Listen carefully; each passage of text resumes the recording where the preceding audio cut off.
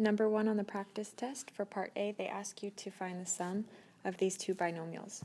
Notice that in front of the first parenthesis, there's really no number in front that we need to distribute. So in fact, we don't need the first parenthesis at all. So I'm just going to erase the parentheses.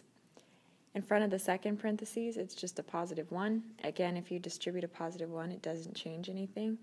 So I'm going to erase the parentheses. So really all you're doing is combining like terms. So remember, like terms have to have the same exponent and the same letter. So for instance, 3x to the third, I can combine that with 9x to the third. They're both positive, so 3x to the third plus 9 would give me 12x to the third. So 12x to the third.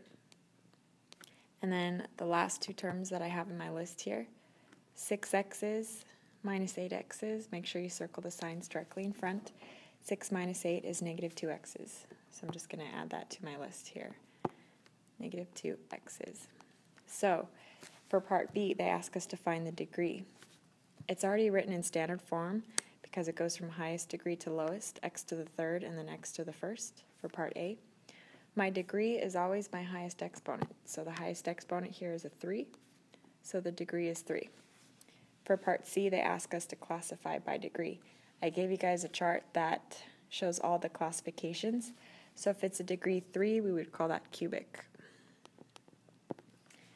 For part D, they ask us to find the leading coefficient. If you're in the lead of a race, you're in the front.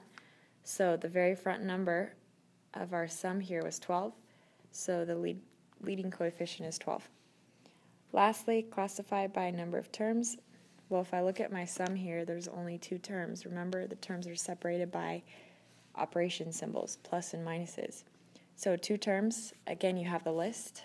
If it has 2 terms, that would be a binomial.